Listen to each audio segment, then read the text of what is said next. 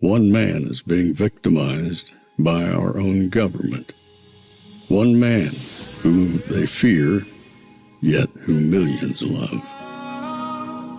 One man who is willing to take the poison arrows of lawfare. One man whose voice has been taken away by a corrupt judge operating in a corrupt system. One man who has been ridiculed and insulted. One man who refused to back down. One man who refused to back down. One man who refused to back down. One man who stands between us and them. One man that wants to see America protected again. One man who wants to see America prosper again. One man who understands that a man is a man and a woman is a woman. One man who understands and protects the blessing of life. One man who wants to restore American exceptionalism. One man who once again wants to make America that shining city on a hill for all to see. A place where all the people of the world glowingly set their eyes upon. America. One man who unashamedly wants to make America great again. That one man is Donald Trump.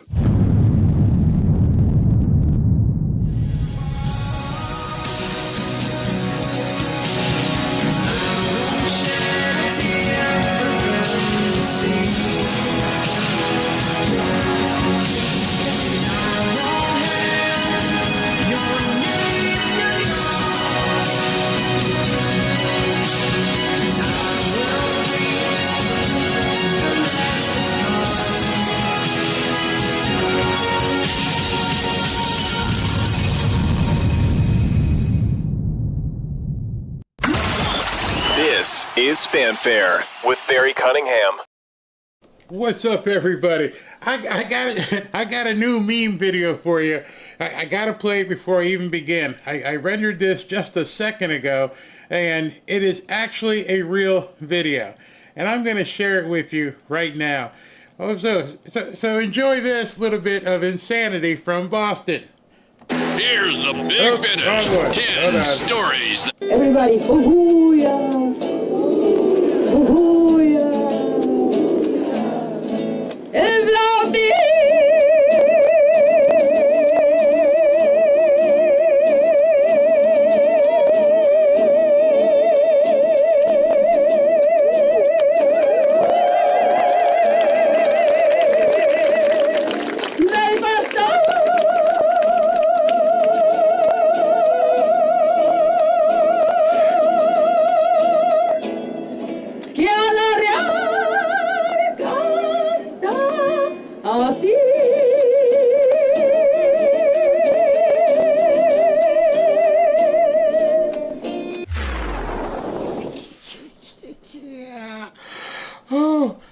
Yeah, I guess Tuesday's gonna start off like that.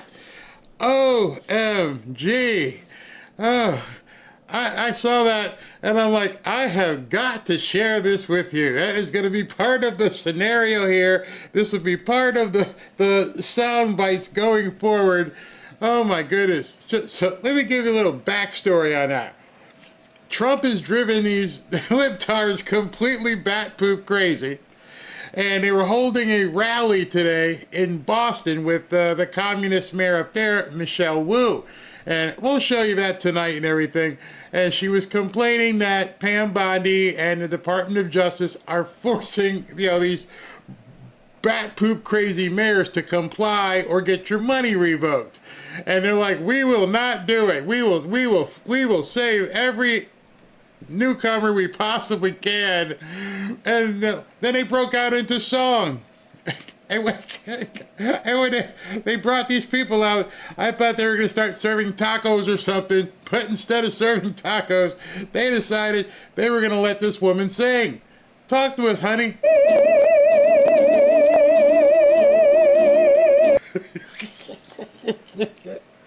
And I'm thinking to myself, this is not the America I know, and this is not the America I want to live in. And I just happen, I won't play it, but I just have to ask, who are these morons standing behind this makeshift mariachi band of nut jobs? And oh, this is fantastic. Please continue doing whatever you're doing. I won't call it singing, but yeah, please continue. That'll show Trump. That'll show those maggots. Oh my God. What? Really?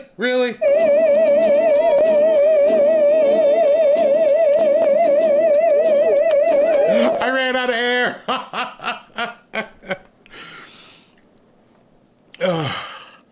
We are in a crazy, crazy world. I don't know how we got here. I don't know how we get back. None of this is making any sense anymore. None of it. I prayed at our prayer meeting yesterday, and I will continue to pray. Lord, please show us the way out of this. I'm seeing cruise ships that look like Battle Royale with as many black people fighting as possible. And SP's like, stop. And then I'm tuning on to CNN and MSNBC and watching them just completely lose their crap after what happened yesterday. And then I'm take a shower, get out, like, all right, let's get ready for Tuesday's broadcast. What's going on in the news? And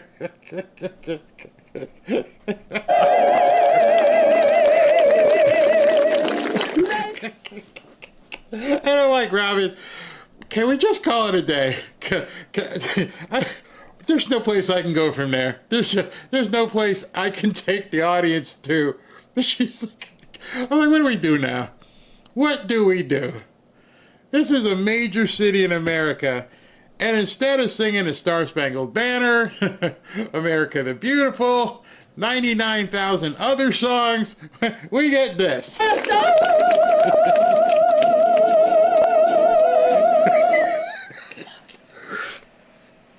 I'm sorry. It's one of those things. If I had to see it, you had to see it. If there's ever a video, forget all the blue nose, hair, whatever they are, and all their craziness, this one takes it. That tells me not so much the person singing. I'm not even going to say whether it's a man or a woman. Not so much them. Not so much the guy playing the guitar or the other guy playing the violin, but the people. The people surrounding these morons is indicative of what's wrong with liberalism. Notice, and you will always notice, and pay attention to the fact that not one American flag to be seen. None. This is Boston, where my beloved Red Sox and my hat is like right over there. The Boston Red Sox, my favorite baseball team. I lived in Connecticut. I went to so many games in Fenway Park. Loved seeing the Green Monster, the smell of the grass, smell of popcorn. It was fantastic. And now I don't even see an American flag anywhere. And all I hear is some woman wailing. Not even singing. I don't even know what the hell she's doing. How did we get here? And more importantly, is there any way back for these people? I'm convicted. I don't believe there's any possible way the Democrats, who are completely in the left, have any way back, nor do I think they have any intention of coming back. You see, that's the worst part of it. I don't think they have any intention. They got what they want. They're living in Looney Tunes town, and this is what they get.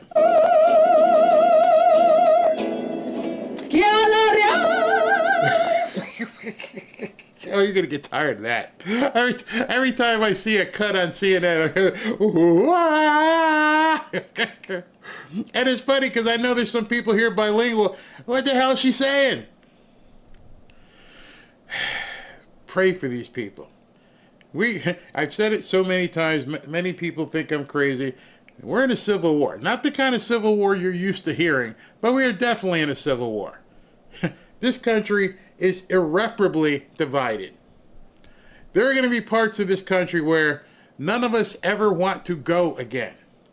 Not because we don't love what's there. I love the Boston Red Sox. The Boston Red Sox, since the time I was a small tyke, have been the glory of my eye. Carl Yastrzemski, Boomer Scott, Jim Lonborg, Bill Lee, Fred Lynn, Jim Rice, all of the stars of my growing up age of watching the Boston Red Sox. And I'm like, what did y'all do? What in the hell did you do to our country? I may go to a Red Sox game. I might have to airport in and drop in with a parachute and just rappel back up. Get me out of here now. New York, my beloved New York, right down the road from Connecticut, and spent so much time there. Had to go there because Robin's a Yankee fan, and we went to many Yankee games. Now, what are you going to do there? Drop us off with a helicopter there, too, so we can get the hell out of here? Going to, New Jersey, all the way down the coast. Grew up with Bruce Springsteen. Oh, my gosh, Born to Run. All this, the Thunder Road, all of it, gone. Completely gone. Bon Jovi played the music, but I'll never give him a dime of money again. Gone. Another Jersey. It's absolutely insane. These are parts of our country who hate you. Let's make sure we understand that. They hate you. They hate everything about you. And what's really becoming evident to me is that this didn't happen overnight. It didn't happen when some guy came down the escalator with his wife. No, it didn't happen then. It gave them a reason to open their kimonos. We got to see the dirty secrets behind them. These people were like this for a long time. They were essentially America's sleeper cells. We've had our own sleeper cells for decades, and we didn't even know it. We went to basketball games, baseball games, football games, concerts, parties, bars, nightclubs, restaurants, and we didn't realize the people serving us, playing for us, hate you. They've hated us. You don't develop this kind of animosity overnight. It damn sure didn't happen because some guy came down an escalator in 2016. Nope, not going to buy it. That means you were like this before. He just gave you the reason. And what is the reason that you decided that things were so bad? We had Mexicans when I was growing up. Yeah, we went to Mexican restaurants. Yeah, we went everywhere and intertwined. I went to a high school full of white kids. I'm like, oh, I think I'm out of place, but I could deal with this. I played football in locker rooms, got naked and took showers with white guys and Hispanic guys. No women, no guys who thought they were women. None of that happened. What the hell happened in this country? How did we get to this point? I know some people say Obama, but I'm like, all Obama did again was open a kimono. These nuts have been here. Some of them, as you've seen lately with the protests, they're older. They're 50, 60, 70 years old running around Ukraine. And I'm like, weren't you the same ones who were yelling for peace? And free Palestine. What happened? Evil happened. That's what happened. It became customary. It became okay to be crazy. It became acceptable to be abnormal. Those of us who were normal were told we're the abnormal ones. Helter Skelter came into vogue. Up became down, down became up, sideways up. It became crazy.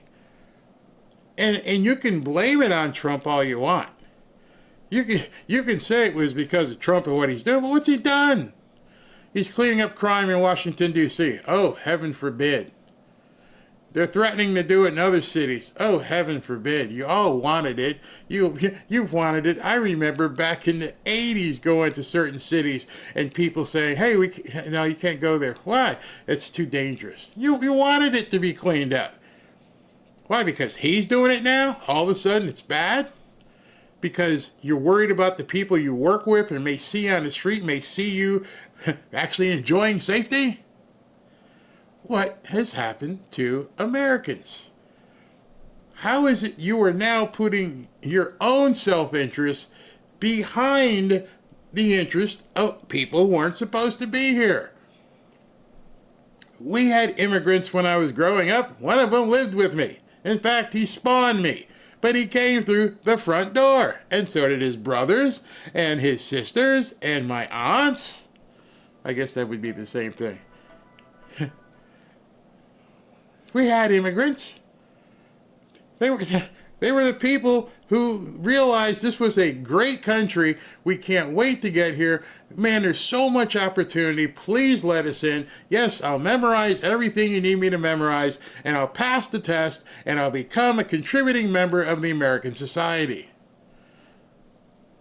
But now these people want to kick in the front door and expect you to open your front door and just let them in and let them do whatever they want. And if you complain that you're pooping all over my rug, you're a racist. At some point, as Christians, those of you who are Christians and those of you who believe, you understand we have to, at this point, begin to fight in a different way. This is a spiritual battle. These people are never coming back. Pray for their redemption. Pray that they see the light. But at some point, we have to realize we are in a civil war. We have to realize this is a no-holds cage match. We are in a fight for our very survival. And if you don't believe that,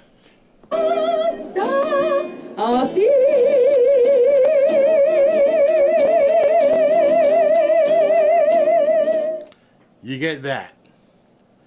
Singing out in the front of City Hall with people blaspheming Jesus by putting up gospel passages and trying to make you feel like you're the bad person. We're not. You're never going to get me to say I'm bad. You're never going to get me to say people here are bad because we're God-fearing Americans. Americans. That's why we're here. If not, we would go someplace else. So pray for it, but understand where we are at this point. If you have co-workers, if you have family members, we have tried. We have tried now for years and years and years to say, hey, maybe you're barking up the wrong tree. Maybe you're following the wrong people. We didn't have it this bad. Now that we're trying to make it better, you don't want it better. What do you want? Everywhere that we looked at the Democrats have been in power is a complete asshole. All of it. Show me one shining city of Democrat rule. Any of them. Show me one blue city that you're like, wow, I wish our city could be like that. Oh, there's parts. There's parts of Philadelphia that are nice. There are parts of, Baltimore that are nice. But it's a big inner city, and it's like you people have said, these people here don't matter. They're drug addicts, and they're in the deep, dark neighborhoods. Let them fight it out. We'll have a nice area over here with nice restaurants. And then if we go to those restaurants, you're mad at us. Oh, man, you can't come in here. You're one of those maggots. Okay, I'll take my money elsewhere. It's the America we knew.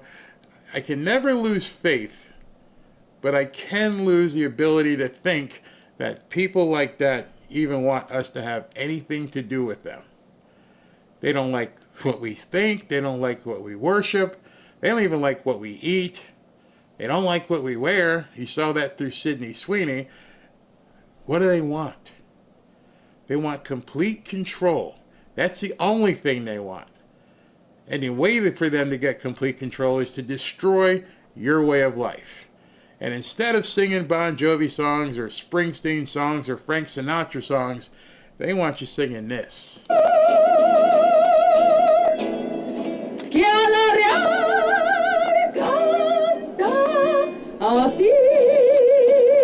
Ain't gonna happen here. I'll tell you that right now.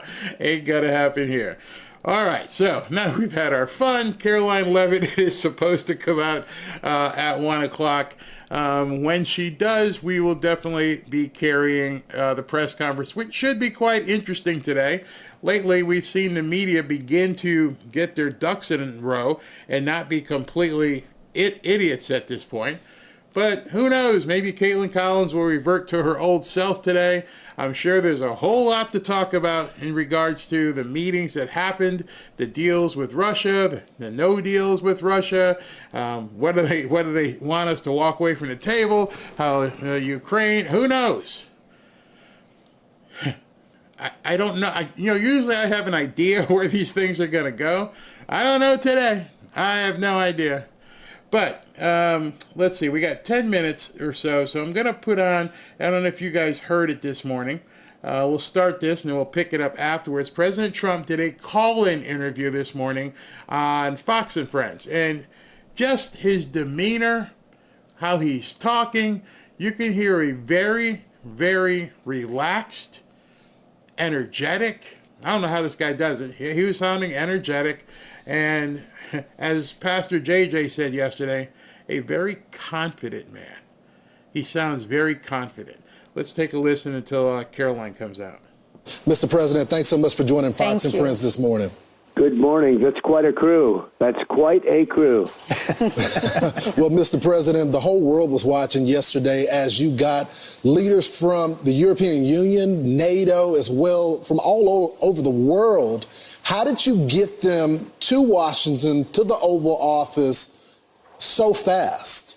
Well, I think really they have respect for our country again. A year ago, they wouldn't have come. They wouldn't have even thought about it. Now, we've become the hottest country anywhere in the world. Everybody wants to be here. When I made the call, they came. And they said there's really never been anything like it. You'd have one president or one prime minister, but there's never been, such a group. And these really represent the European nations, these people. And they're very good people, and they want to end the war, that horrible war with Ukraine and Russia. It's a horrible war. It was such a sense of unity, and we all enjoyed watching it because America is on top, and it was on your turf, on your terms. I know yesterday you talked about arranging a meeting to take place in 2 weeks between Putin and Zelensky. Is there an update there, and do you plan to attend? No, I thought I'd do first let them meet. They haven't been exactly best friends. They haven't gotten along very well. And I called President Putin yesterday, and I do have a good relationship, but it only matters if we get things done. Otherwise, I don't care about the relationship. I do have a good relationship with him, but I want to get things done. I've solved 7 wars. We ended 7 wars. I thought this would be one of the easier ones, and this has turned out to be the toughest one. India, Pakistan, these were big ones, and also all big ones, and some going for 31, 32 years, one for 35 years. The Congo, think of that, the Congo and Rwanda for 35 years. I got that one done.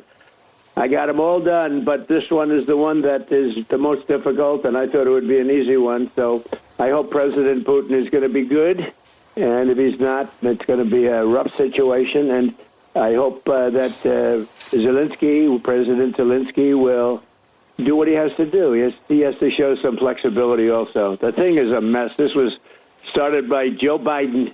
This was a war that should have never happened. Millions of people are dead. The country's blown to pieces, Ukraine, and it's a shame. My wife Melania wrote that beautiful note to President Putin about children. The children are devastated. They're taken away from their homes. The whole thing. And this is a war that would have never, ever, ever happened if we had a real president.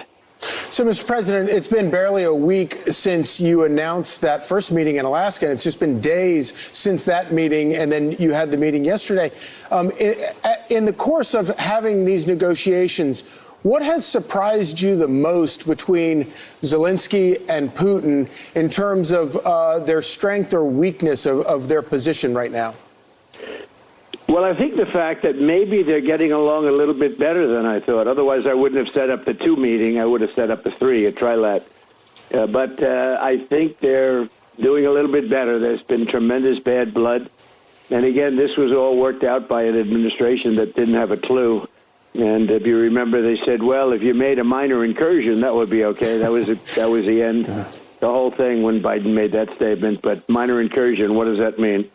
So I think they're doing okay. I wouldn't say they are ever going to be best friends, but they're doing okay. And we're just going to see. So we're setting up a meeting. I sort of set it up with Putin and Zelensky. And, you know, they're the ones that have to call the shots. We're 7,000 miles away, in all fairness. You know, we spent through the previous administration $350 billion. Europe has spent a lot also, $100 billion, but it should be reversed if we should have been in for anything. But it wouldn't have happened, so that would have been much better because so many people died. This is the biggest bad situation since World War II. There's been nothing even close. So, Mr. President, I know you've been doing deals your entire life when it comes to real estate's deal, but this was something a little different. The thing that is surprising a lot of people is when it comes to the security guarantees. I know President Putin said no NATO, and you said, you know what, we're just going to take that off the table. But you did get President Putin to agree to NATO-like protections. So tell us about that. What does that entail? Well, the war really started over NATO and Crimea. And they wanted Crimea back. That was given, not a shot fired by President Obama in perhaps the worst real estate deal I've ever seen. There's been a couple of them. I would say the Gaza Strip was a pretty bad one, too. Given by Israel so they'd have peace. So they gave away a big percentage of their oceanfront property in order to have peace. How did that work out? Not so good. And Crimea is the apple of Ukraine. I mean, it's so beautiful. And Obama gave it away. Nobody ever mentions that. If I ever did that, the fake news would be, they would be writing about me day and night for years. He gave it away. He demanded that they let it go. And Russia came in and took it, just took it like candy from a baby. And it was really Obama's, not really, I mean, that was pure and simple, Obama's fault. What a terrible thing he did to that country. And so they lost their heart. They lost the heart and soul of the Ukraine 14 years ago, whatever it might be. And it was so unnecessary to do that. And that's when it really began, when Obama gave it away. And then you had a lot of other events, but you have, tremendous hostility. The people of Ukraine were mortified when that took place. That really began a lot of hatred when they gave it. And they didn't have to. Not a shot was fired. They just took over the most valuable piece and the biggest piece in a sense and surrounded on 4 sides by ocean, just a little passage to get you back onto the mainland. The most beautiful piece of property you've ever seen as a real estate developer. I look at it, I said, why the heck did he do that to them? And so there's great hostility, and maybe rightfully so. But one thing was NATO. They went in, they said, we want we want to get Crimea back. This was at the beginning. Now, Putin, in all fairness to him, he made a good deal. He got it from Obama. But they said, we want it back, and that was not exactly well received because it was like 12 years before. That's where Russia has its submarine base, and, that's been there long before Putin. They've been there for a long time, but long before Putin. And the other thing they said is, we want to be a member of NATO. Well, both of those things are impossible because, again, long before Putin, it was a no-no by Russia or the Soviet Union or anything you want to call it. Sort of a similar thing as it gets larger, but very similar. But it was always a no-no. You could not. Russia said, we don't want the so-called opponent or the enemy, let's use that term, we don't want them on our border. And they were right. They were okay.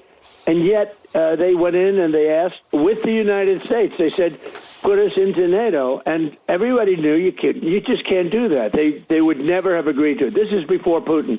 This is long before Putin. It was just a no-no. It was something that was never going to happen. So they asked for it, and they shouldn't have asked for it because it was, very insulting thing. Now, they could have asked for many other things. But the other thing they wanted to do is getting Crimea back, and, that was given. They had built, they were expanding everything and spending a lot of money. All because Barack Hussein Obama gave it away in one of the dumbest real estate deals I've ever seen. But Mr. President, you got the Article 5 protections, though, for Ukraine. So they're not going to be a part of NATO, but you still got them the same protections. So they're not going to be a part of NATO, but we've got the European nations, and they'll front-load it, and they'll have some of them, France and Germany, a couple of them, UK. They want to have, boots on the ground. Not in. I don't think it's going to be a problem, to be honest with you. I think Putin is tired of it. I think they're all tired of it. But you never know. We're going to find out about President Putin in the next couple of weeks. That I can tell you, and we're going to see where it all goes. It's possible that he doesn't want to make a deal. I always said, you interviewed me, Lawrence, and I think Charlie also. Lawrence, I hate to tell you, Charlie was about the first person in the world to endorse me. He endorsed me about a year before I ran. And that's why he called me this morning, sir, would you do an interview? And unlike Biden, I don't need permission from my staff, okay? And then only to be told that I'm not doing it. But Charlie endorsed me about a year before, I think, and he puts it up on his site. It's still not checked. It's still on his site. I endorsed President Trump before he even ran. So I always like a guy like that, I must tell you, Now, Lawrence is going to be a superstar, but he was a little later to the game, in all fairness. Lawrence. Well, it's a lot more crowded these days than it was back then. It's but, pretty Mr. crowded. President, what kind of assurances do you feel like you have that going forward and, past this Trump administration, it won't be American boots on the ground defending that border? Well, you have my assurance, I'm president, and I'm just trying to stop people from being killed, Charlie. Look, they're losing from 5,000 to 7,000 people a week in that ridiculous war that should have never happened. If we had a normal president, not even a great president, if we had a normal president, it wouldn't have happened. But we had a guy that didn't have a clue. And they're losing, think of it, 5,000 to 7,000 a week. So even these guys, they'll say, okay, let's meet next week. I said, you can't meet next week. Next week, you're going to have 7,000 more dead people. You can't do that. You got to get this thing done. One of the things at the table was one of the gentlemen, who's a great guy, but he said, I hope I didn't insult him. He said, well, let's meet in another month or two, and let's see if we can start, making some money. I said, a month or two? You're going to have another 40,000 people dead in a month or two. You have to do it tonight. And I did, actually. I called President Putin, and we're trying to work out a meeting with President Zelensky. We'll see what happens there. And then if it works out, then I'll go to the trilat and close it up. Oh, that'd be good. Mr. President, did y'all discuss any land swaps yesterday? Because we've talked a lot about the Donbass region. And what was the feeling in the room? What did the other leaders say about this? Well, they understand. Look, everybody can play cute and this and that, but, Ukraine's going to get their life back. They're going to stop having people killed all over the place, and they're going to get a lot of land. But this was a war, and Russia is a powerful military nation, whether people like it or not. It's a powerful nation. It's a much bigger nation. It's not a war that should have been started. You don't do that. You don't take on a nation that's 10 times your size and military experts look, if it wasn't for the greatest military equipment, we make the greatest military equipment in the world, and we gave them, whatever. They took probably a lot of money too, but they had tremendous, they had the Patriot missile, which is the best in the world. All the equipment, we make the best equipment in the world by far. Everyone else is like nothing. So we gave them a lot of equipment. Now, with that said, the Ukrainian soldiers were brave as hell because they're fighting a force that's much, much bigger and, in theory, much more powerful. It's not like they've stopped. I assume you've all seen the map. A big chunk of territory is taken, and that territory has been taken. Now, they're talking about Donbass, but Donbass right now, as you know, is 79% owned and controlled by Russia. So they understand what that means. Mr. President, what did the other leaders tell you? Because it seemed to be, this is unlike the first Trump term. There was great unity that was there, and we saw their public comments. But when you got them in the Oval Office, and we have this photo of you sitting at the Resolute desk, and all of these world leaders are sitting in front of you. What did they say to you privately? Because it looked like they're on the same page as you, sir.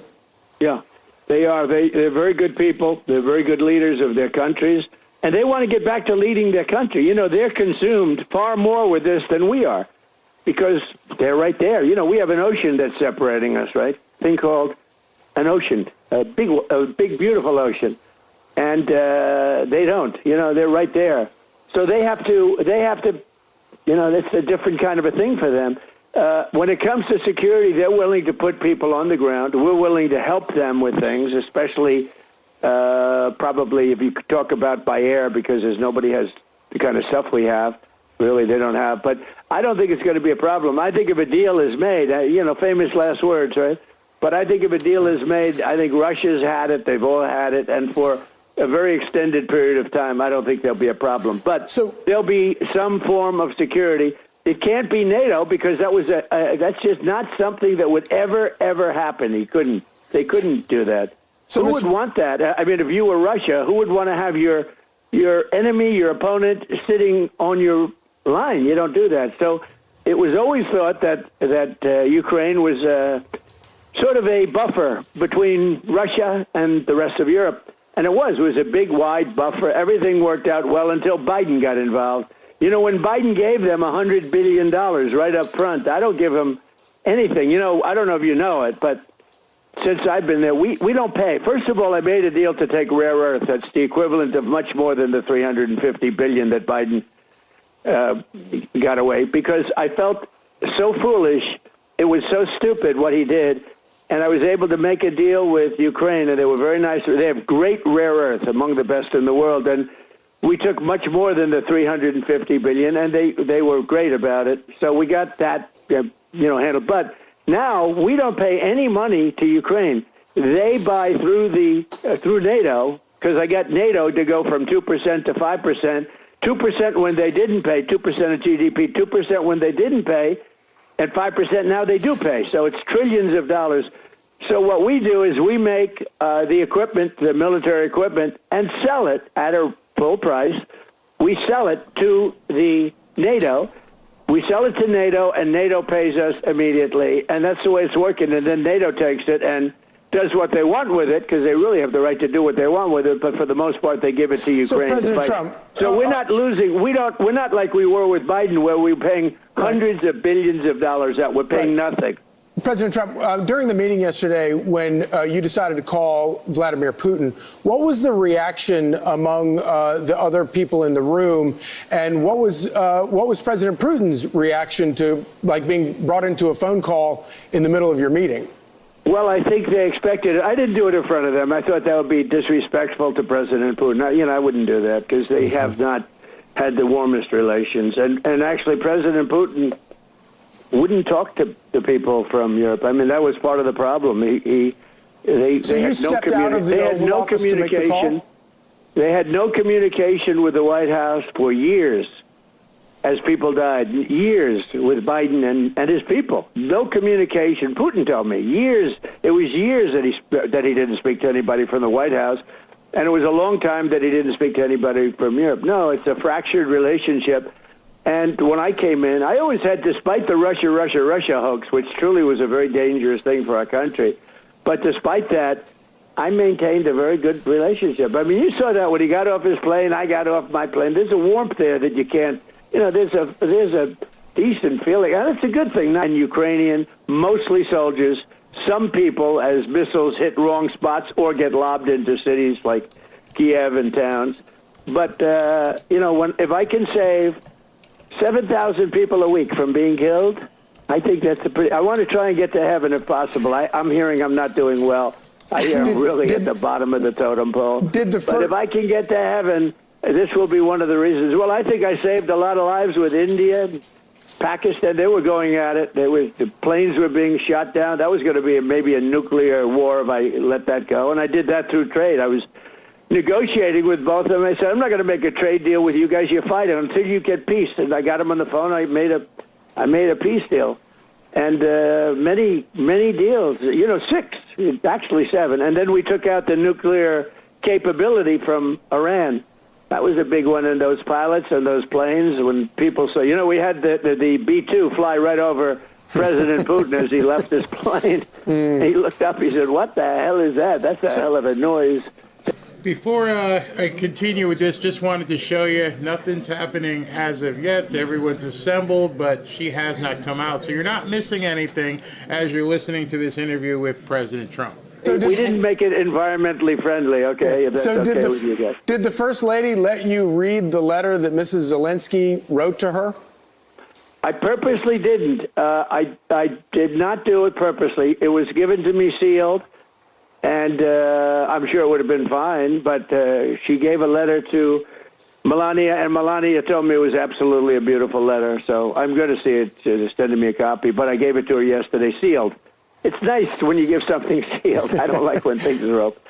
I don't like it. So anyway, Mr. but President? it was a beautiful letter, I'm sure. Mr. President, there was a lot of talk yesterday when we were watching this about what happens after your presidency. How can we ensure that this conflict, that Putin doesn't inch in closer or more into the Ukraine territory?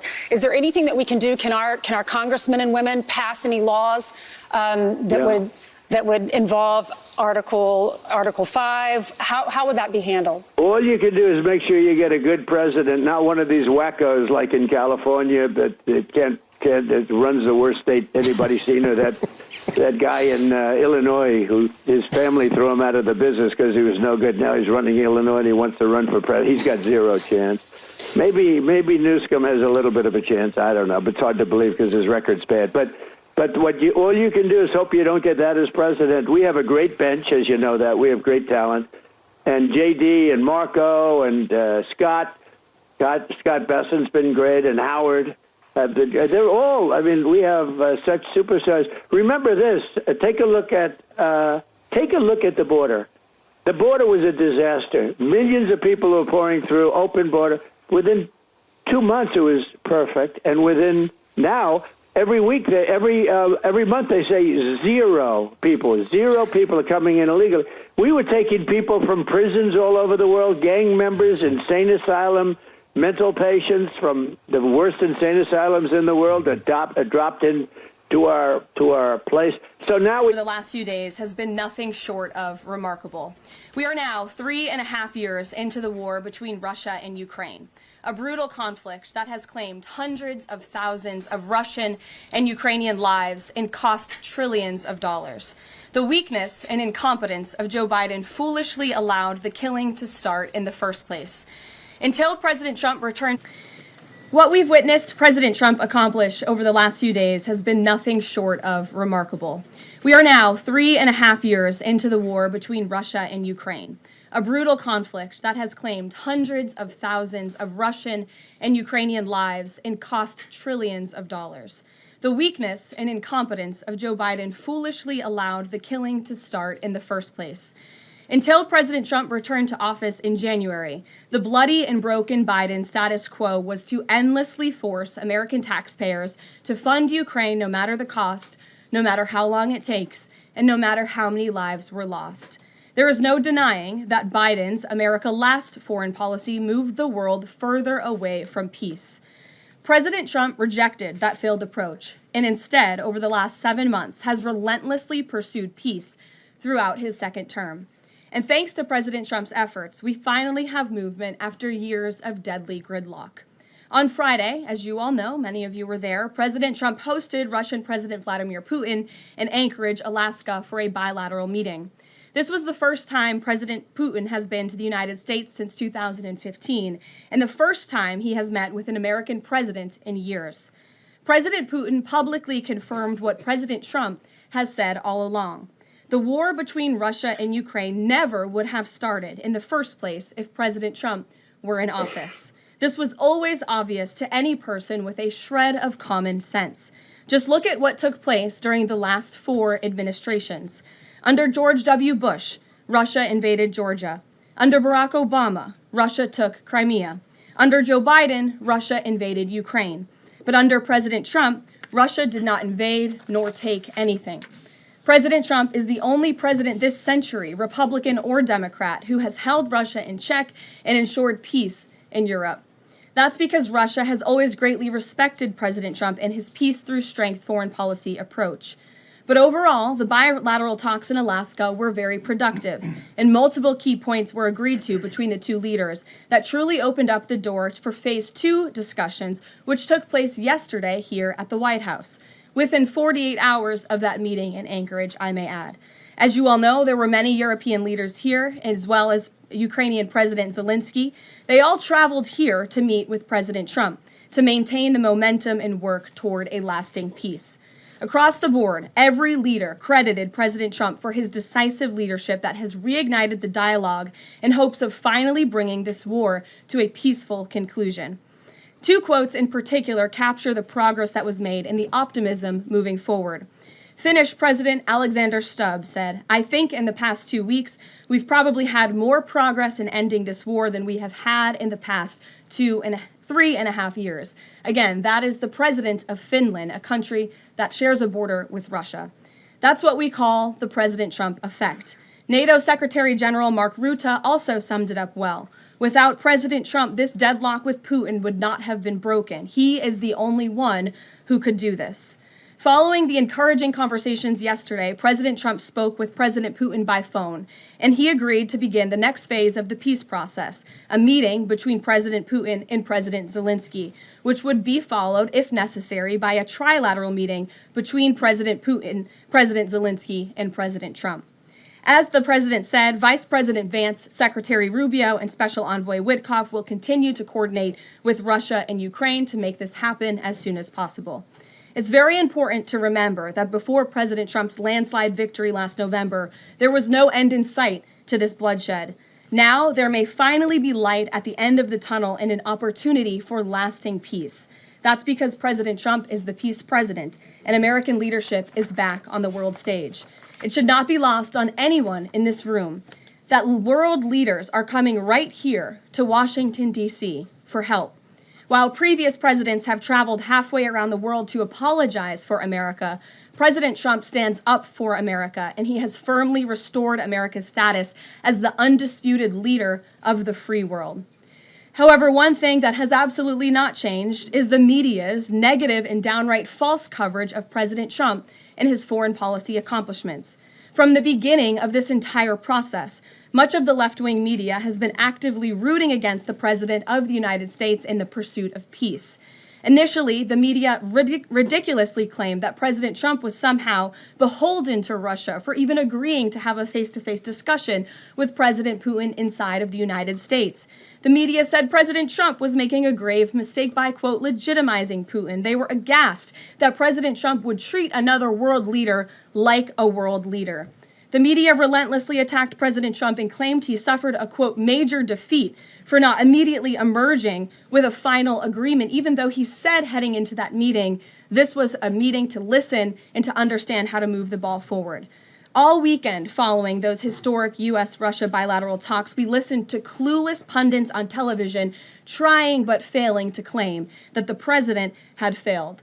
The so-called experts in the foreign policy establishment, whose record is nothing but endless wars, trillions of wasted taxpayer dollars, and dead Americans, have the nerve to try and lecture President Trump, who has solved 7 global conflicts in 7 months, about peace.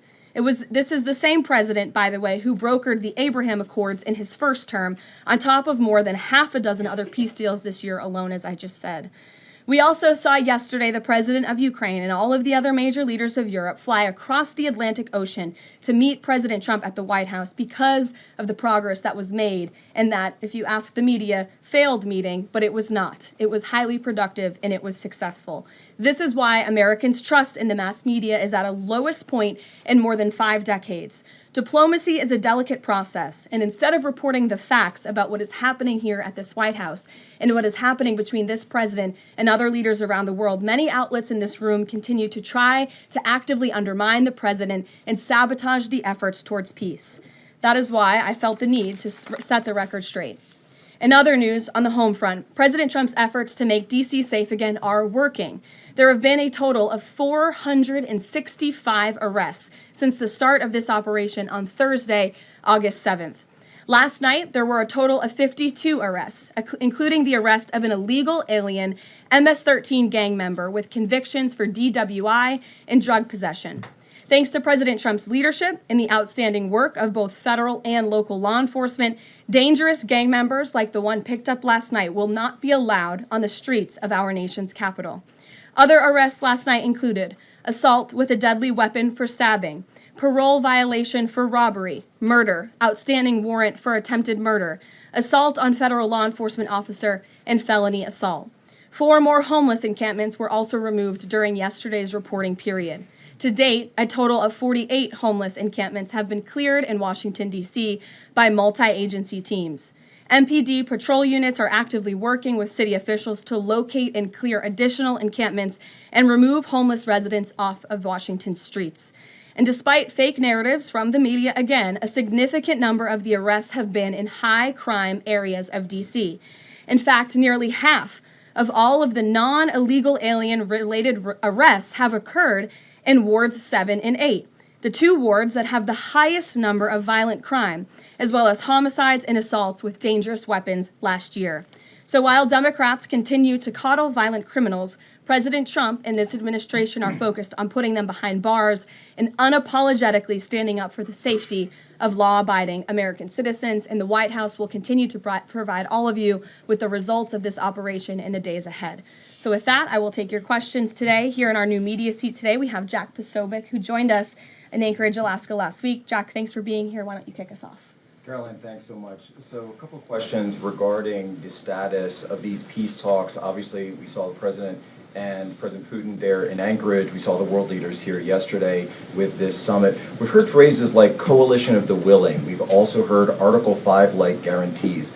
When it comes to the security guarantees, what is the current status of that? I know the President earlier today mentioned boots on the ground would be UK, France, Germany possibly, but unequivocally said no U.S. troops on the ground, but U.S. coordination. Can you elaborate on that, and what would the red lines be? Sure. Well, you got to the heart of what I was going to say to all of you today on security guarantees, which is the President has definitively stated U.S. boots will not be on the ground in Ukraine, but we can certainly help in the coordination and perhaps provide other means of security guarantees to our European allies. The President understands security guarantees are crucially important to ensure a lasting peace, and he has directed his national security team to coordinate with our friends in Europe and also to continue to cooperate and discuss these matters with Ukraine and Russia as well.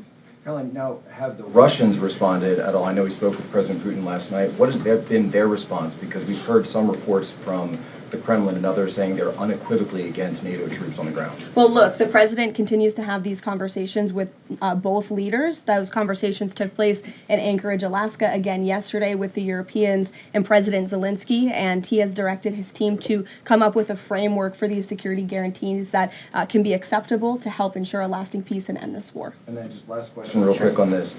Regarding some of the funding, we're hearing questions about another round of weapon sales or possibly a round of U.S. purchases of Ukrainian drones.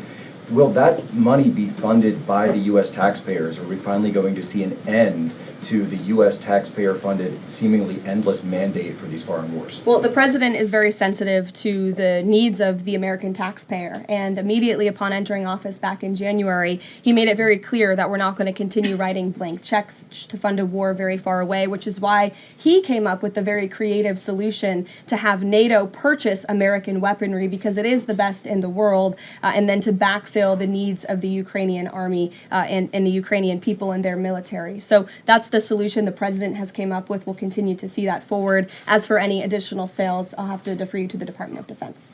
Thanks, Jack. Kelly. What has President Trump learned that tells him that Vladimir Putin would be willing to make a deal for him, for President Trump? Well, the President has learned a lot, which is part of the reason he opened up this dialogue. The previous administration, who oversaw the beginning of this war, refused to talk. And President Trump has always said, in order to learn, in order to move the ball forward with diplomacy and towards peace, you have to have open dialogue. And so that's why the President has had several conversations by phone and, of course, an in-person meeting last Friday with President Putin. He also has talked to President Zelensky dozens of times, had him here at the White House yesterday, and he's understanding what both sides want, what both sides are going to have to give up. And he has always said, in order to get a good deal, both sides are going to have to walk away a little bit unhappy. So he continues to learn a lot throughout these conversations, which is why we've seen progress from both sides. And I would also just add, when it comes to learning and moving the ball forward, look at how both Russia and Ukraine have actually talked directly for the first time in many years, thanks to the efforts of this president and this administration. Specifically for President Trump, though, what do you think Putin's motivation is to try to do something for President Trump, as opposed to just resolving the conflict? I think, as I just spoke to in my opening remarks, Kelly, Russia and all countries around this world actually respect the United States again. And the president is using the might of American strength to demand that respect from our allies, our friends, our adversaries all around the world. And we've seen that not just lead to progress with Russia and Ukraine, but also we've seen it in the closing of 7 global conflicts around the world as well. We've seen it with the release of hostages in Gaza. You've seen it with the end of the conflict between India and Pakistan, which could have resulted in a nuclear war if we had not had a president who believed in the strength and the leverage that comes with the job of being the president of the United States of America. Rachel. Thanks, Caroline. Heading into Alaska, a lot of the focus in the talk was on this trilateral meeting between these 3 leaders. Can you explain how this went from a trilateral meeting involving President Trump to now the focus being on this bilateral meeting without the president first? Well, look, the president has spoken to both leaders about this, and both leaders have expressed a willingness to sit down with each other. And so our national security team will help both countries do that. Ultimately, the president has always said that there are areas of disagreement in this war that will have to be discussed and decided upon by these 2 countries. And so he wants these 2 countries to engage in direct diplomacy. He's said that from the very beginning, which is why he's agreeable to the idea of having President Zelensky and President Putin get together. And I understand accommodations for that meeting are underway. As soon as we hear more details, we'll be sure to let all of you know. And just a quick follow-up. We know as of right now there is no ceasefire in place. We've seen Russia continue its attacks on Ukraine. What indications is the president getting from Putin that he wants to have this meeting with Zelensky soon? Because he spoke to him directly yesterday. And he expressed that Haley, sooner rather than later. He spoke to that directly yesterday, and the president put that in his statement that he gave to all of you, the news media, knowing you'd be asking following that conversation in the effort of transparency. Haley. Hey, thanks, Caroline. You made clear no U.S. boots on the ground. Is the president considering U.S. boots in the air as a form of a security guarantee? Look, that was something the president mentioned on his interview this morning. It is an option and a possibility. I won't certainly rule out anything as far as military options that the president has at his disposal. I'll let him do that. I can tell you he's definitively ruled out boots on the ground. Sure. Thanks, Caroline. Just about the possible venue for the talks. Can you confirm that Putin suggested Moscow as a venue for the bilateral talks? And if so, doesn't that indicate that Putin is perhaps not serious about this, that he's suggesting a venue that there's no way that Zelensky is going to go to? Look, I'm not going to litigate the private conversations between the president and President Putin, aside from what the president himself has already spoken on. But I can tell you there are many options that are being discussed by our national security team right now with both parties. Can you give us an indication of where? I just told you we'll provide you details as soon as we can. Thank you for trying, though. Libby. Thank you, Caroline. I wanted to ask about the National Guard troops. How is the White House coordinating with how they're being placed in D.C., what areas? And then also, how long should people here in the district anticipate the National Guard to be on the ground patrolling the streets? I don't have a timeline for you, Libby, but we will keep you posted on that. I think the president, as you know, and this administration, he came to this briefing room with members of his cabinet to lay out the rationale and the reasoning for federalizing the National Guard here in Washington, D.C., and for our work with the Metropolitan Police Department to make our district safer. We've seen violent crime has taken the lives of far too many residents here in our nation's capital, and the president wants to make it safe again. And as for the coordination efforts, this interagency team is meeting and talking daily. In fact, there's a meeting taking place right now in the West Wing with members of the interagency task force to continue to discuss not just the National Guard deployment, but also how we can continue to remove public safety threats off of the streets of Washington, which, as the numbers I just showed you prove, they are doing every single night. I will just reiterate, 465 total arrests and counting since the start of this operation. I believe 11 or 12 days ago. I'll have to check the calendar, but those are pretty remarkable results. If not for this task force and their high level of coordination and the leadership of this president, there would have been 465 more violent criminals on the streets of this capital that you all live in every day. So I think we should all be very grateful for that. Stephen. Thank you, Caroline. 3 questions about the D.C. crackdown. Sure. First, I was wondering if you could clarify something President Trump said. He mentioned getting rid of the slums where criminals live. Was he talking about tents or permanent residential buildings? And then the mayor has expressed an interest in clarifying how much of a focus illegal immigration enforcement is as part of this crackdown. Can you say anything about that? Sure. And third, any preview on the beautification? 3 questions. I'll try to answer all 3 of them pointedly for you. First, when it comes to what you said, and the president said, the slums of Washington, D.C., he's referring to the most dangerous communities, neighborhoods, and streets in this city where, unfortunately, violence has ravaged these communities and taken the lives of, again, far too many law-abiding D.C. residents. We know on July 5th of this year, just more than a month ago, a 3-year-old beautiful young girl was shot and killed in her car with her family in one of these communities, which is why there has been a surge, despite what many of you have been falsely reporting. And I believe it was the Washington Post who put out a map claiming it to be fact-based when it was just based on, I don't know, accounts that they've heard on the street, not actual statistics and data. So we went and reconfigured the numbers. And as I said, nearly half of all the non-illegal alien-related arrests have occurred in wards 7 and 8 in the District of Columbia, where we know, excuse me, there's the highest rate of crime. So we'll continue to do that. And what was your second question, Stephen? Legal immigration, how much of a focus that is? Yeah, look, I mean, the focus is to make D.C. safe and beautiful and to remove public safety threats and violent criminals from our streets. If federal law enforcement, with the help of the Metropolitan Police Department, come across illegal aliens, of course, we are going to abide by this administration's policy of law and order, and we are going to remove illegal criminals from our nation's capital. They will be detained and deported, just like they are in every other community across the country. Kristen. First question is, whose idea was it to change the next steps from a trilateral to a bilateral meeting? It was an idea that evolved in the course of the president's conversations with both President Putin, President Zelensky, and the European leaders yesterday. And as you saw, Kristen, with all of those European leaders leaving the White House, including the NATO Secretary General, they all agreed that this is a great first step. And it's a good thing that these 2 leaders are going to be sitting down together, and the president expects that to happen. And how long is Trump willing to wait and operate in good faith for Putin to actually arrange a meeting before he intervenes? Look, the president has put tremendous public pressure to bring this war to a close. He's taken actions, as you've seen, sanctions on India and other actions as well.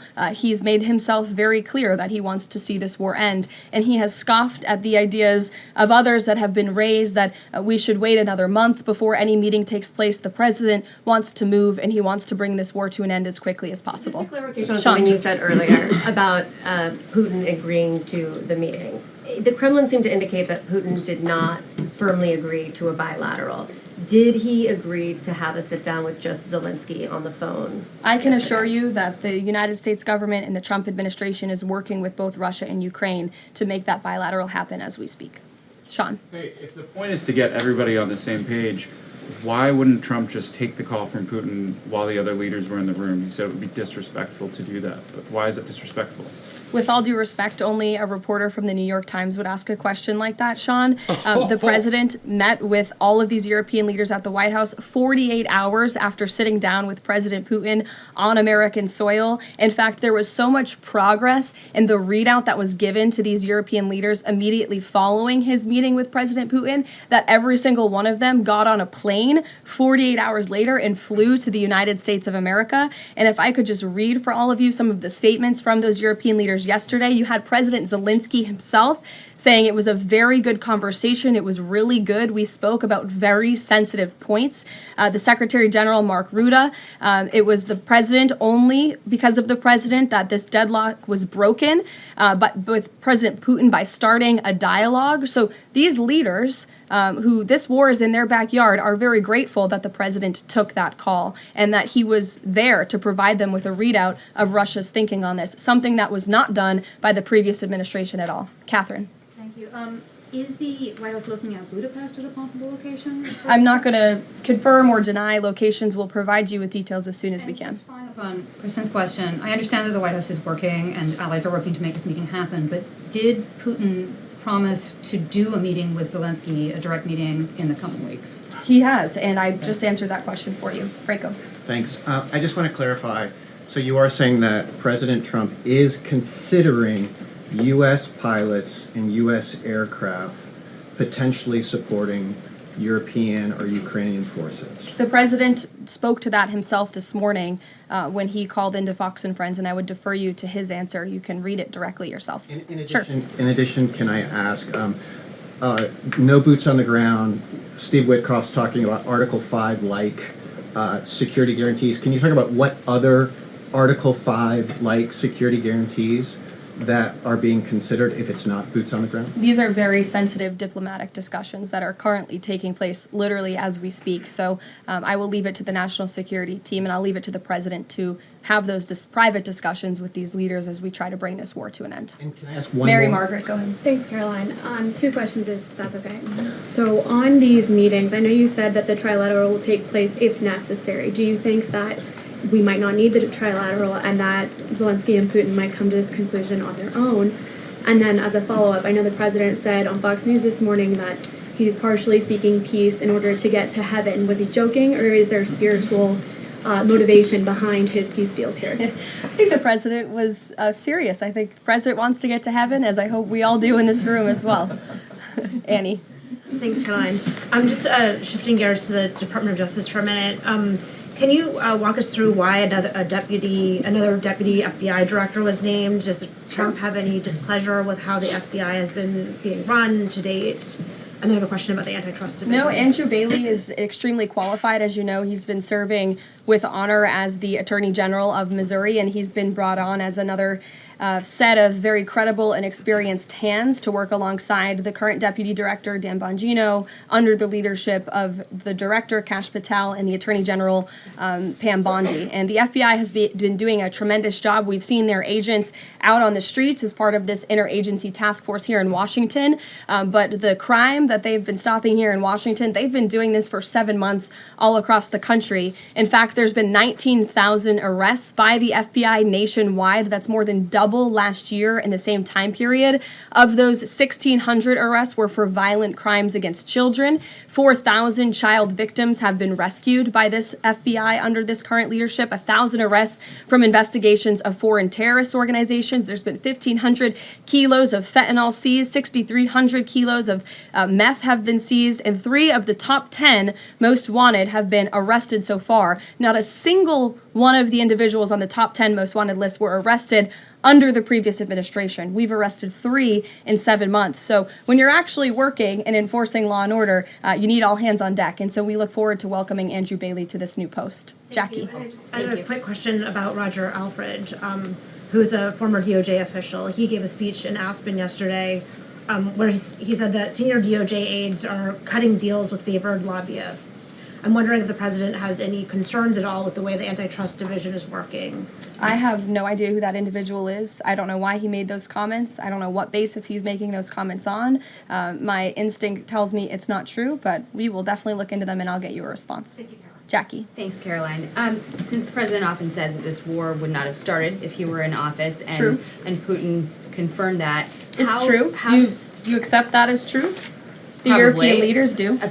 Well, and President Putin himself said that, by the way. He did say that. The question I have, though, is what is the president going to do to ensure that these security guarantees last beyond him into the time when he is no longer president? And does that have to involve Congress at all? Well, he understands the need for that, which he spoke to yesterday. And what's he going to do? It's why he's engaging in so many talks and so many conversations with both sides of this war with our European allies. It's why on the way home from Anchorage, Alaska, very late at night, when I know many of you on the press plane were sleeping and many staff were sleeping, the president himself was still awake at 2 o'clock in the morning talking to European leaders and NATO about how we can ensure a lasting peace and bring this conflict to an end. He has expended an incredible amount of time, energy, and effort into bringing this war to an end, and he remains determined to do that.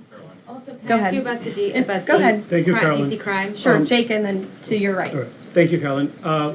Which of the half dozen peace deals that the president's pulled off would you say he's the most proud of? And then I have another question. That's a good question, Jake. I'll leave that to the president to answer. I think he's proud of all of the peace deals that he's been able to achieve. You saw the president of Armenia and the head of Azerbaijan both at the White House just a couple of weeks ago. The president, I know, very much enjoyed spending time with them and helping to bring that conflict to an end. He very much enjoyed his time with leaders of Rwanda and the Democratic Republic of the Congo in the Oval Office, talking to them about bringing that decades-long war to an end. India and Pakistan. He used trade in a very powerful way as leverage to bring that conflict to an end. So I know he's very proud of all of these achievements, and I know he's very honored to serve as the President of the United States and to restore peace around this world. Go ahead. So you mentioned Armenia and Azerbaijan. That's a conflict that, I spent time in the Southern Caucasus covering that. And, a conflict of over 30 years, and he resolved it in just a couple of months. Are there other conflicts that the president's working on right now that are off the radar screen that we should be tracking? In fact, there are many. The State Department is always working around the clock under the leadership of Secretary Rubio and keeping the president apprised of conflicts that are bubbling up all over the world. But of course, as you all know, as we've talked a lot about in this briefing, he's spending a lot of time right now on ending this war in Russia-Ukraine, and of course the conflict in Israel and Gaza, which he wants to see come to a close as well. Sure, go ahead. So the president says that he's starting a movement to eliminate mail-in voting, but states administer elections, not federal authorities. So can you provide any more details about how the White House plans to eliminate that? The White House continues to work on this, and when Congress comes back to Washington, I'm sure there will be many discussions with our friends on Capitol Hill and also our friends in state legislatures across the country to ensure that we're protecting the integrity of the vote for the American people. And I think Republicans generally, and the president generally, wants to make it easier for Americans to vote and harder for people to cheat in our elections. And it's quite mind-boggling that the Democrat Party could stand in opposition to common sense. He wants to ensure election integrity. There were great efforts that were made in 2024. I won't get ahead of myself for Hatch Act reasons to get ahead for the next election, but I can assure you this is a priority for the president. Go ahead. If I could just follow up on your comments about Gaza. Sure. There was a ceasefire proposal put forward by both Qatar and Egypt. Hamas accepted it on Monday. Israel has yet to officially weigh in. I'm wondering if the U.S. was at all involved in it, if it's supportive of it, and whether or not the president believes Israel should accept it.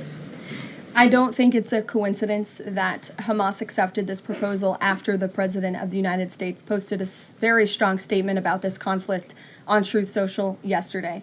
I would refer you back to that statement. As for this proposal that Hamas has now accepted, the United States continues to discuss it, and I'll let the President weigh in on it definitively. You're welcome. Sure. Caroline, can you describe the president's perspective on taking a stake in Intel in exchange for federal grants? And is this are we expecting to see the White House make similar arrangements with other semiconductor companies and manufacturing companies? Well, the president, he's been very clear about the need to reshore manufacturing that's critical to our national and economic security. That is especially in regards to chips and semiconductors, which is why the president has initiated the Commerce Department to conduct a study on semiconductors, a Section 232 investigation, so we can ultimately implement tariffs. And it's why our export license requirements remain in place as well. As for this 10% government stake deal, the Department of Commerce continues to work on it. I know Secretary Lutnick is working on it and ironing out the details, but the president wants to put America's needs first, both from a national security and economic perspective. And it's a creative idea that has never been done before to ensure that we're both reshoring these critical supply chains while also gaining something of it for the American taxpayer. You're welcome. Emily. Thanks, Caroline. I wanted to ask about the 3 U.S. warships that are being sent to Venezuela, and there's 4,000 Marines on board. Are you looking at possibility of boots on the ground there? What I will say with respect to Venezuela, President Trump has been very clear and consistent. He's prepared to use every element of American power to stop drugs from flooding into our country and to bring those responsible to justice. The Maduro regime is not the legitimate government of Venezuela. It is a narco-terror cartel. In Maduro, it is the view of this administration, is not a legitimate president. He is a fugitive head of this cartel who has been indicted in the United States for trafficking drugs into the country. And with that, I will leave you all, and we will see you later, if not tomorrow. And I look forward to taking more of your questions. Thank you. Thanks, Karoline. Thank you. Later or possibly tomorrow. What's later? There's nothing on the schedule as I sit here and check. I don't see anything additional coming on. And tomorrow, is she going to have an impromptu press conference? Because seldom has she done 2 in a week. So, I don't know. We'll see. I'll keep monitoring it. That was a very different press corps. I think everybody watching can absolutely admit at this point that was very different. Pretty much they stayed on point, as that's what I thought beforehand, that the only thing that really is to talk about is this meeting with Putin and Zelensky. That's it. There's nothing else for them to talk about. They're not going to talk about Baltimore. No, they don't want to go there. I think 1 or 2 people actually brought up a question, and that was about it. But other than that, it was pretty much, we could have done that press conference because she slapped the guy from the New York Times. Why is every question trying to be a gotcha as if there's something to be got? You saw it yourself. You're not going to hear what happened behind the scenes. Just be happy America is helping facilitate peace. Why is that a tough thing? Well, it's not really tough for most people, but, you know, the New York Times and some of these now sullen reporters walking around with their heads down. Here, I mean, look at the body language of some of these people. The body language alone, just not happy. Not happy at all, because they're watching their worldview crumble. It's actually just going away, and there's not. I want to contrast that from what you saw earlier with President Trump, which I'm going to get back to right now because I think there's only like 5 or 6 minutes. But let's finish with President Trump's interview on Fox and Friends this morning. We have a very secure border, beautiful border. I built hundreds of miles of wall. Without that, we couldn't have a secure Mr. border. President, it's clear that you have operational control of the border. I mean, when the numbers hit 0, that is clear for the whole world to see. I'm curious. 3 months in a row. Right, without new laws even having to be passed. But, Mr. President... now I'm doing something that I'm having such fun with because I'm helping people. I've made Washington, D.C. Just an incredible place in literally 4 days. I have friends that say they're going out to dinner. Did you see what's happening with the restaurants? They're bursting. They were all closing and going bankrupt. I mean, it would be. It would be great. There's a guy named Sean Hannity. He might take a very lovely young lady that he knows very well to dinner in Washington, and they don't have to. And she's sitting right next to you, by the way. That's right. But Mr. President, I don't want to get him in trouble, so I better explain exactly. We don't want any secrets here. But exactly that's the greatest relationship. I hope I'm not breaking any news. This could be the biggest. Hey, this could be the most important thing I said. But let me tell you, those are 2 great, Ainsley and Sean, great people. And when they go out to dinner, I don't want to see them get mugged. Now they can go out. They can hold hands. They can walk down the street. They're both superstars. I want to know who makes more money because she's got to be making a lot. Mr. President, we're so happy for them. But on a serious note, Mr. President, when you had those world leaders, because this is the topic of conversation for the whole world, when you had them sitting in front of you, did they express concerns about the next president, that they're not going to get the same type of treatment, security guarantees? Part of the deterrent of future attacks is your peace through strength. So that they say to you, Mr. President, we're concerned about the next leader? They did. We talked about it. You know, it is what it is. I could say the same thing about them. I said, supposing you get a terrible leader in UK or France, or, you know, we had Ursula there who runs the who runs the whole gamut. You know, we just made the biggest trade deal in the world. She's in charge of the Commission, the European Commission, and she's the boss. She was there too. I mean, that was really an incredible array of people. But you know, they say that actually maybe even more with regard to the economy. We have $17 trillion being invested in the United States and committed, and numbers that nobody's ever seen for AI plants and for this and for that. And we're taking in trillions and trillions of dollars. That's why we're doing so well. Plants are being built all over the country. Our country has gone from a dead country 1 year ago. We're the hottest country in the world. And every one of those people said it yesterday. They said, in 6 months, you made this the hottest country in the world that we are. We have $17 trillion coming in. And they said, well, what happens if you're no longer president and somebody comes in and cancels the tariffs? And we've invested hundreds of billions of dollars on building these plants, and now you have some anti-business person come in. I said, well, life is full of nasty little surprises, but I don't think it's going to happen. We have a great bench, and the bench is really talented. You see a lot of the people, and I think you're going to get great people in government. Well, President Trump, we want to thank you so much for joining us this morning. We know that you have lots of other wars around the world that you need to end, and that's more important than anything. So we appreciate you joining us this morning. Thank you very much, Mr. President. Thank you so much. Thank you. And Ainsley, thank you. I hope I didn't get you in trouble with John. No, We it's just appreciate a great your couple. support. I'll Thank say you. it. You know, I like this. It's a great couple. We love them. Have a good Thank you, time, Mr. everybody. President. Congratulations for Thank you, yesterday. sir. Thank you, Mr. Trump. Thanks, sir. Thank you all very much. I don't know if you guys knew that, but he just dropped the bomb. But a lot of people know it because Sean Hannity now lives down here. But Sean Hannity and Ainsley there are an item. I don't know if they're engaged or if they're already married. Obviously, it must be tough with her being in New York and him being down here in Palm Beach. So he's broadcast his show down here out of Palm Beach as well.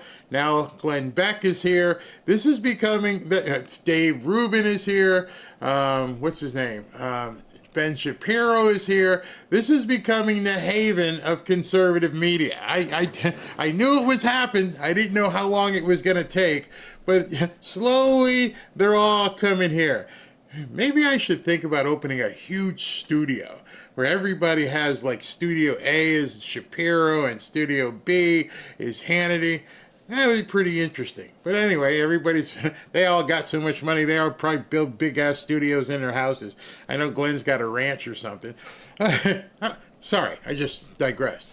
But in any event, I wanted, before we leave here today, wanted to share with you some of the stuff that has been happening in Washington, D.C., because it's worth cheering, and you're probably not going to hear it much in the media, if at all.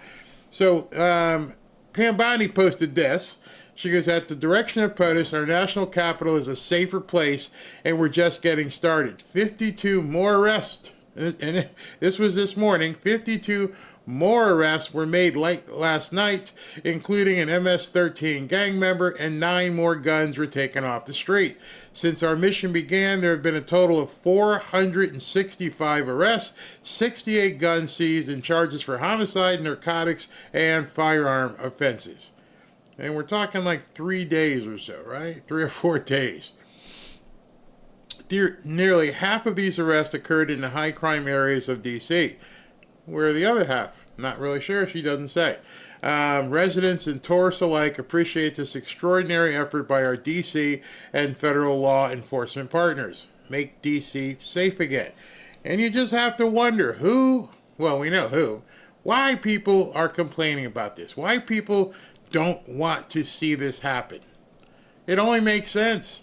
If your business can get more customers and people feel safe coming into the city, it only makes sense for everybody. Everybody's going to profit and benefit from it. Now, looking at this in terms of percentage basis, the new data that she released shows that after Trump's takeover, carjackings have plummeted by a whopping 83%. Robbery by 46%, violent crime by 22%, and car theft by 21% in just about a week here. Democrats said this was impossible and D.C. had no crime issues. They were wrong. And now it's going to get a big spotlight because Elon pushed it out. And with Elon and his couple 100 million people, A lot of people are going to see this. Again, these are the same statistics, but in a different chart form.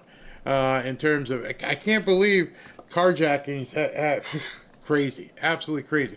People have the ability now to go out and be safe. Again, why would you complain about this? What would be the problem? SV sent me over. This is, I don't even know what this is. Okay. USCIS, which is what? United States Citizenship and Immigration Services, to consider anti-Americanism in immigrant benefit request. Okay. So, if you're trying to get into the country, but you're an anti-Semite, you're an anti-American, you're saying all kinds of, death to America, intifada, I can't say the whole word. If you're out there on a college campus saying this, but at the same time you're trying to get in, yeah, that might be a problem. That might be, and as well it should be. As well it should be. You should not be able to, even though it's legal to burn a flag, you shouldn't be able to burn a flag if you're not from here. I mean, you shouldn't be able to burn a flag even if you are from here, but the fact that you're not from here, that should preclude you even getting in, burning a flag. Crazy.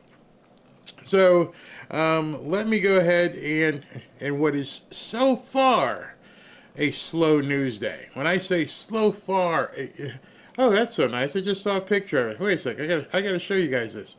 Beth posted she got her Bible. If you guys didn't get yours yet, let me know. My Bible just came in. God bless you. And it was to Robin, Ashley, and myself.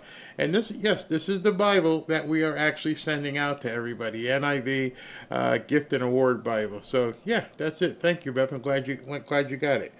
And by the way, if you'd like a free Bible, let me put that up since we are now catching up with everything. You can go to fanfareshop.org/Bible and pick up a free Bible. And then tonight, what we're going to do, I've got an interview with Alpha Warrior when we do the jump over. But prior to that, prior to us doing the jump over, I've got something like 25 submissions to show you guys, and we'll go through all those as well. So if you'd like to do a video submission and have us put it on the show, go to fanfareshop.org/submit video. And if you're probably not going to make it for today's 7 o'clock show, but we'll get you on. Let me see what else we got here before I have to go. Just going through here, checking something. Oh, I know what I have to do. I must do this. This is for Patriot Addict. So let's talk about the, where is it? Nope, I'm good. I'm good. Alrighty, so let me do super chats and then we can get out of here. Oh, yes I do. My bad. Alright. My bad. I forgot to do it this way. This is how they want me to do it now. Where is the button? Where's the button for this? 1 second. Oh, here we go. All right. So I've told you guys many times about the red Trump knife. This is the red Trump knife right there. Well, we're no longer pushing the red Trump knife. We got the new signature blade knife right there. It looks just like that on the screen by the QR code. I like the new artwork. Let me know if you like that new artwork. Makes it easier. Here is the signature blade. It looks the color is a little bit different. It's got 45, 47 on it. It still has the window breaker, and it still has the seatbelt cutter should you get stuck, and it still has the quick open release on the blade. Before I get to the blade, let me just show you why they call it the signature. It's got a, okay, we'll try to get into the light. There it is, a signature stencil of Donald Trump on it. And this blade is very sharp. So be careful if you get it. So if you go here and go to the QR code, it's free. If you look at the bottom there, you go to berryknife.com for 100% off. Normally a $70 item, $69 item. But if you click the QR code or go to berryknife.com, you'll get this just for shipping. And I think for one item, it's like $14 depending on where you live. You just pay the shipping, you get the knife. Real heavy duty knife, sharp. You can do it for fishing, hunting. You know, you'll be able to do all that kind of stuff, dressing an animal or filleting a fish. And it's a good knife to have on you when you're out and about. All you got to do is just go to berryknife.com or go to the QR code right there. And that'd be it. It'd be your knife. It's free. Free. Did I say it was free? It's free. Go ahead and get it. All right, so let me do some super chats, and then I'll have a nice big show for you guys tonight. This is a short one because didn't know how long she was going to be on. I don't know if it's by design or is she just shutting these people up, but it seems as though the press briefings are getting shorter, much shorter. Kind of weird when you think about it. Hold on, let me check this. What is this? Nope, that's something else. All right, yeah, they're getting, as far as I can see, these things are getting shorter. And they don't have anything to say to her. They just quietly just go away. All right, so let me get this straight so we can go through it. And I won't waste your time. All righty. All right. Trudy Saxton, thank you. I figure out what these things that YouTube is putting out here now. Trudy Saxton twice, thank you. In God We Trust, thank you. Oh my God, happy belated birthday. Oh, thank you very much. Martin Jackson, Trump should hire for the negotiations between Russia and Ukraine. They will rush to do a deal after 5 minutes of listening to her. He's talking about my friend here.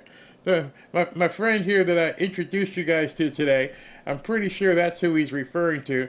Here, if you weren't here earlier, you need to get some of this. Everybody, hoo-hoo-ya, hoo-hoo-ya.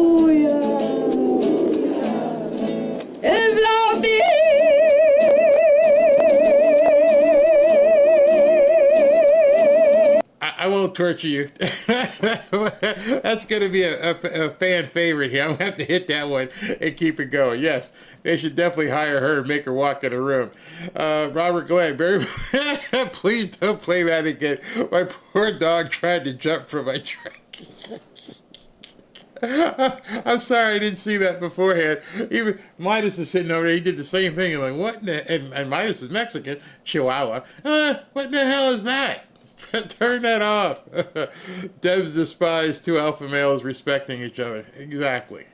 Tommy Radcliffe, rock your president, rock your president. Trump, we love you. Yeah, let's take a slow ride. Maybe I should do some slow riding tonight. Yeah, that might be a good song. I haven't heard Lonesome Dave in quite some time. Martine Morales. Hey, Barry, thank you for all you do. Watching from Atlanta, Georgia. Thank you. Gray Man, just a little thank you for being so kind to Christy. You made her so happy. God bless you. Oh, Christina Mozart. Yes, of course. Yes, thank you, Gray Man. That's right, you're her uncle. Fazul, MS Now. I'm going to tell you more about them later. I did a segment on them. I'm going to, when this is over, I've got a cut video of the show. If you didn't see my segment because it was on Rumble late, I'm going to be posting that in about an hour. Suzanne Brooke, happy birthday, Barry. I watch every day, sometimes after the show is aired. Never miss and never will. And I thank you for that. And Sylvia Blue, thank you. And Claudette Bruley, I would like to see the new Trump long gun. That'd be interesting. Vincent, Barry, another Democrat mayor indicted on corruption charges in New Orleans, and there's no coverage from the media. Don't expect it. You know, just don't expect it at all because they're a bunch of crooks. I wanted to show you something. Hold on. Let me go pull this up. Where'd it go? There was, it's gone. I don't know if it was rescinded or not, and I hope I didn't miss the person who did a super chat. It was like for $99. If I missed you, it's not my fault. It's no longer showing. But yeah, I understand what you're saying because they won't report it. They definitely won't report it. Hey, listen, if you were the person who did a super chat for $99, hopefully it was you and not YouTube who bounced it out. But either way, thank you in advance. I can't see your name at all at this point. Yeah, you have to realize at this point as you're watching the news, you're not watching news. You're watching stuff that's being programmed that they want you to see, and nothing that they don't want you to see. And I understand that. I mean, every single radio station, television station has something called a program director, and they put together the stories they want you to hear. I actually do the same thing. I push things out there that I'd like you to hear, but I try to make sure that I give you both sides of my thought and opinion on it, as well as here's what they said. And so to avoid somebody getting arrested on corruption, to avoid somebody getting arrested for stuffing a ballot box, and then saying there's no such thing as ballot fraud, voting fraud.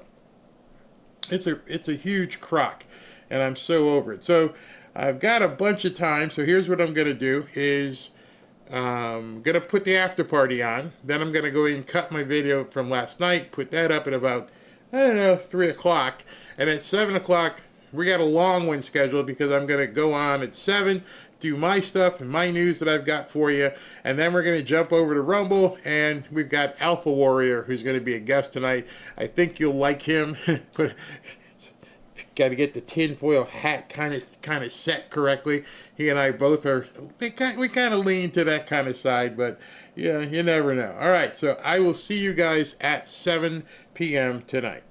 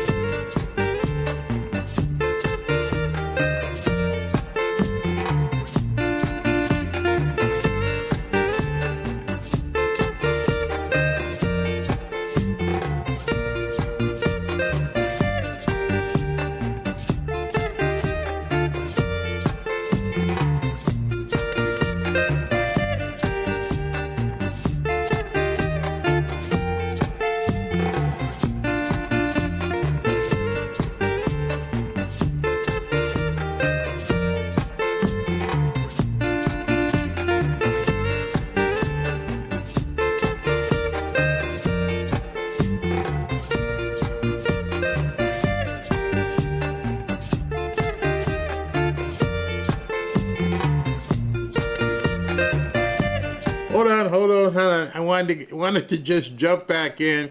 I was able, with SV's help, to pull this super chat up. I don't know what had happened to it, but I can see it now.